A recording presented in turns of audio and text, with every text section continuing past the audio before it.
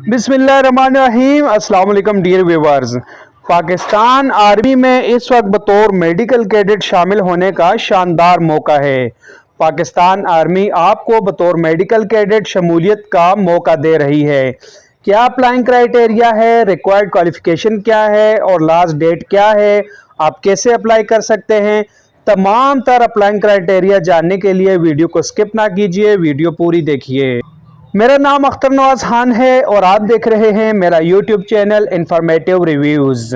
अगर आप मेरे इस चैनल पर नए हैं और अभी तक आपने मेरा चैनल सब्सक्राइब नहीं किया तो आप लोगों से रिक्वेस्ट करता हूं कि काइंडली मेरा यूट्यूब चैनल सब्सक्राइब कर लीजिए ताकि हर नई आने वाली जॉब का नोटिफिकेशन आपको बर वक्त मौसूल हो सके। चलते हैं जी वीडियो की डिटेल की जानिब। सबसे पहले जो आपकी एज है, आपकी एज 17 साल से 21 साल तक होनी चाहिए। अगर आपकी एज 17 साल से 3 महीने कम है या 21 साल से 3 महीने ज़्यादा है तो भी इसमें आपको 3 महीने की रिलैक्सेशन दी जाती है। दूसरी तरफ आपका जेंडर जो है वो मेल होना चाहिए, यानी कि सिर्फ मर्द हजरात अप्लाई कर सकते हैं, ख़वातीन इसमें अप्लाई नहीं कर सकती। और आपका जो मैरिटल स्टेटस है वो अनमेरिड होना चाहिए, यानी कि आपका अनमेरिड होना ज़रूरी है। अगर आप मैरिड हैं तो भी आप अप्लाई नहीं कर सकते। यहाँ फिजिकल स्टैंडर्ड की बात करते हैं जी। फिजिकल स्टैंडर्ड में सबसे पहले जो आपकी हाइट है, मिनिमम हाइट याद रखिएगा, मिनिमम हाइट आपकी 5 फुट 4 इंचेस होनी चाहिए, यानी कि 162.5 सेंटीमीटर्स होनी चाहिए। और जो आपका बॉडी वेट है as per body mass index, यानी कि आपको ओवरवेट नहीं होना चाहिए, आपका वज़न बिल्कुल एक हिसाब से बराबर होना चाहिए। अब ये है जी कौन लोग अप्लाई कर सकते हैं। तो जनाब सिटीजन्स ऑफ पाकिस्तान, यानी कि पाकिस्तान के रहने वाले तमाम कैंडिडेट्स इसमें अप्लाई कर सकते हैं बशमूल आज़ाद कश्मीर और गिलगित बल्तिस्तान के। और इसके साथ ही अगर आप डबल नेशनैलिटी होल्डर्स हैं, यानी कि आपके पास पाकिस्तान के अलावा किसी बैरून मुल्क की भी नेशनैलिटी है, तो जनाब फाइनल सिलेक्शन के वक्त आपको दूसरे मुल्क की जो नेशनैलिटी है वो छोड़नी पड़ेगी। तो जनाब इसके साथ एक एडिशनल इंफॉर्मेशन ये भी है कि अगर आपकी फाइनल सिलेक्शन हो जाती है तो आपको एक शॉर्टी बॉन्ड जमा करवाना होगा, और वो ये होगा कि आपने सिलेक्शन के बाद कम से कम 13 साल तक इस इदारे के साथ जुड़े रहना है, यानी 13 साल से पहले आप इस इदारे को नहीं छोड़ेंगे। इस चीज की अश्योरिटी आपने करवानी है। शराइत देखते हैं जी। सबसे पहले आपका एफएससी प्री मेडिकल 70% मार्क्स के साथ पास होना चाहिए, या अगर आपका ए लेवल है तो भी। और आपका FSc pre medical biology, physics and chemistry, और कम से कम आपका जो है इसमें ग्रेड सी होना चाहिए, यानी 70% मार्क्स ग्रेड सी। दूसरे नंबर पे जी ऐसे उम्मीदवार जिनका ताल्लुक बलोचिस्तान या सिंध के डिस्ट्रिक्ट थरपारकर या उमरकोट या नॉर्दर्न एरिया से हो, या आज़ाद कश्मीर के ऊपर नीलम वैली या फिर फाटा से हो, तो आप 65% मार्क्स के साथ भी अप्लाई कर सकते हैं। नंबर 3 पे फॉरेन क्वालिफाइड कैंडिडेट्स के लिए है, यानी कि अगर आपका ओ लेवल है या ए लेवल है तो आपको इंटर बोर्ड कमेटी के चेयरमैन से एक सर्टिफिकेट चाहिए होगा जिसकी तस्दीक मिनिस्ट्री ऑफ एजुकेशन करेगी, और उसकी फ़ोटोकॉपी आपने अटैच करनी है अपने एप्लीकेशन फॉर्म के साथ। नंबर 4 पे वो ये कह रहे हैं जी कि ऐसे कैंडिडेट्स भी अप्लाई कर सकते हैं जिन्होंने एफएससी पार्ट 1 में 70% मार्क्स हासिल किए हों और वो अभी एफएससी पार्ट 2 के एग्ज़ाम में पार्टिसिपेट कर रहे हों, तो उनको एक होप सर्टिफिकेट उस इंस्टीट्यूशन, उस इदारे के सरबराह की तरफ से जारी करदा, जिस इदारे में वो ज़ेर तालीम है उनकी तरफ से जारी करदा एक होप सर्टिफिकेट पेश करना होगा कि आप एफएससी पार्ट 2 में भी 70% मार्क्स हासिल कर लेंगे। और ऐसे कैंडिडेट्स के लिए ज़रूरी है कि वो एफएससी पार्ट 2 का रिज़ल्ट आने के बाद 5 दिन के अंदर, यानी with in 5 days detailed marksheet की तस्दीक शुदा फ़ोटोकॉपी जमा करवाएंगे। अगर वो जमा नहीं करवाएंगे तो उनको डिस्क्वालीफाई कर लिया जाएगा। इसी तरह कुछ नाअहलियत की शराइत भी हैं, यानी कि कुछ कैंडिडेट्स ऐसे भी हैं जो अप्लाई नहीं कर सकते। तो जनाब अगर आप 2 दफ़ा इंटर सर्विस सिलेक्शन बोर्ड से रिजेक्ट हो चुके हैं तो आप अप्लाई नहीं कर सकते। और दूसरे नंबर पे अगर आप मेडिकली अनफिट हैं, डिक्लेयर्ड अनफिट हैं, तो भी आप अप्लाई नहीं कर सकते।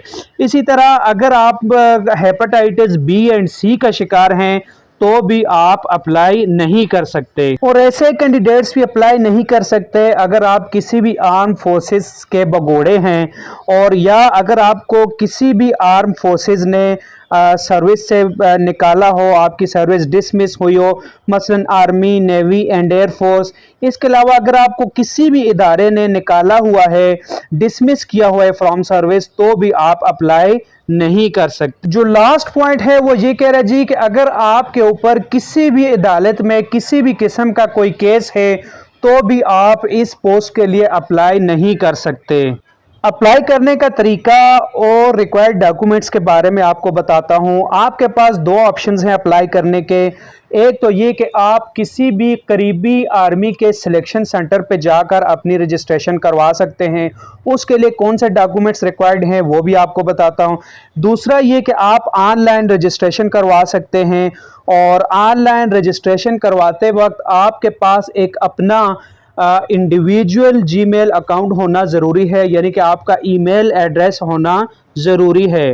कंप्यूटराइज्ड रोल नंबर स्लिप पे जो भी आपको पहले टेस्ट के लिए डेट एंड टाइम दिया जाएगा, आपको एग्जैक्ट उसी डेट एंड टाइम पे पहुंचना ज़रूरी होगा। डेट एंड टाइम किसी भी सूरत तब्दील नहीं किया जाएगा। और इसके अलावा प्रॉस्पेक्टस फ़ी होती है जो कि 100 रुपीज़ के राउंड अबाउट होती है। वो आपको टेस्ट देने से पहले, जब आप टेस्ट देने जाते हैं तो वहाँ आपको पे करनी पड़ती है। इब्तदाई सिलेक्शन का तरीक़ाकार ये है कि ये जो रजिस्ट्रेशन है ये 8 जून 2022 से 15 जुलाई 2022 तक जारी रहेगी। 8 जून 2022 से 15 जुलाई 2022 तक जारी रहेगी। इब्तदाई टेस्टों का आगाज़ 19 जुलाई 2022 से होगा, जो कि 27 जुलाई 2022 तक जारी रहेंगे। यानी इब्तदाई टेस्ट 19 जुलाई 2022 से 27 जुलाई 2022 तक जारी रहेंगे। याद रखिए कि इब्तदाई टेस्ट कंप्यूटराइज्ड होते हैं, यानी कि कंप्यूटर पर लिए जाते हैं, लिहाजा आपको कंप्यूटर का बेसिक इस्तेमाल आना चाहिए। अगर आपको ऑनलाइन अप्लाई करने में किसी भी किस्म के इश्यूज़ हैं, किसी भी किस्म के मसाइल का सामना है, तो आप अपने करीबी आर्मी के सिलेक्शन सेंटर्स पे जाकर रजिस्ट्रेशन करवा सकते हैं। उसके लिए कौन से डॉक्यूमेंट्स चाहिए वो भी मैं आपको बताता हूँ। आर्मी सिलेक्शन सेंटर पे जो रिक्वायर्ड डॉक्यूमेंट्स है उनके बारे में आपको बताता हूँ। सबसे पहले 1 attested photocopy of matric certificate, यानी कि आपके मैट्रिक के सर्टिफिकेट की एक तस्दीक शुदा photocopy. 1 attested photocopies of computerised CNAC, यानी कि आपके शिनाख्ती कार्ड की एक तस्दीक शुदा कापी। और नंबर 3 पे जो है 1 attested photocopies of FSC part 1। और नंबर 3 पे वो ये कह रहा है कि FSC पार्ट 1 की जो है एक अटेस्टेड फोटोकॉपी, अगर आपका पार्ट 1 पास है और आप पार्ट 2 के एग्ज़ाम दे रहे हैं तो आपको इसके साथ साथ एक होप सर्टिफिकेट भी जमा करवाना होगा, जिसके बारे में मैं आपको पहले से बता चुका हूँ। यानी कि फर्स्ट ईयर की अटेस्टेड फोटोकॉपी और उसके साथ ही एक होप सर्टिफिकेट भी आपने जमा करवाना है। इसके साथ ही आपकी जो एक पासपोर्ट साइज फोटोग्राफ है वो भी अटेस्टेड हो, यानी कि आपकी जो पासपोर्ट साइज तस्वीर है वो भी अटेस्टेड हो, जो कि आपने उस फॉर्म पे लगाना है। और साथ ही ऐसे कैंडिडेट्स जिनका ऑलरेडी FSC पास है, FSC 70% मार्क्स के साथ अगर आपका क्लियर है, तो आपने उसकी भी एक अदद तस्दीक शुदा फोटोकॉपी जमा करवानी है। और लास्ट में ये है कि जो भी उम्मीदवार वहाँ पे अप्लाई करने जाएंगे वो एक पोस्टल ऑर्डर 100 रुपये का, यानी 100 रुपये का एक पोस्टल ऑर्डर जो कि डायरेक्टर जनरल पर्सनल एडमिनिस्ट्रेशन के नाम पे आपने वहाँ पे जमा करवाना है। सिलेक्शन के लिए कौन से टेस्ट होंगे, किन टेस्ट के मराहिल से आपको गुजरना पड़ेगा, वो आपको बताता चलूँ। रिटन टेस्ट, इंटेलिजेंस टेस्ट और पर्सनैलिटी टेस्ट, ये 3 टेस्ट आप पास करेंगे। और रिटन टेस्ट में क्या होगा जी, ये MCQs टाइप होगा, और इसमें जो है English, biology, physics and chemistry की बेस पे होगा और मल्टीपल चॉइस क्वेश्चंस होंगे यानी एमसीक्यूज होंगे। और जो रिटन टेस्ट क्लियर करेगा वो फिर इंटेलिजेंस टेस्ट क्लियर करेगा, फिर वो पर्सनैलिटी टेस्ट क्लियर करेगा। तो उसके बाद आपका फिजिकल टेस्ट होगा। फिजिकल टेस्ट क्या होगा जी आपको मैं बताता हूं। फिजिकल टेस्ट में क्या होगा जी वो मैं आपको बताता हूं कि candidate must qualify following physical test, यानी कि आपको 8 मिनट में 1.6 किलोमीटर रनिंग करनी होगी। 1.6 किलोमीटर 8 मिनट्स में। उसके बाद जी पुशअप्स होंगे 15 पुशअप्स और ये आपको करने होंगे 2 मिनट्स में। उसके बाद जी 20 सेटअप्स होंगे, ये भी आपको 2 मिनट्स में करने होंगे। उसके बाद पुलअप्स होंगे, 3 पुलअप्स होंगे जो कि आपको 2 मिनट्स में करने होंगे। लास्ट में डिच क्रॉसिंग होगी। डिच कहते हैं खाई को, एक खाई जिसका size 7 foot 4 inches bye 7 foot 4 inches और वो 4 फुट गहरा होगा। ये खाई आपको क्रॉस करनी होगी। इसके साथ ही वीडियो का इख्तिताम करता हूँ इस दुआ के साथ कि अल्लाह पाक आपको हर मैदान में कामयाब करे। और वीडियो को लाइक एंड शेयर करना ना भूलिएगा। और साथ ही यहाँ एक रिक्वेस्ट मैं जो आपसे बार बार करता हूँ, अगेन आपसे ये रिक्वेस्ट करता हूँ कि अगर अभी तक आपने मेरा चैनल सब्सक्राइब नहीं किया तो काइंडली मेरा यूट्यूब चैनल सब्सक्राइब कर लीजिए ताकि हर नई आने वाली जॉब का नोटिफिकेशन आपको बर वक्त मौसूल हो सके।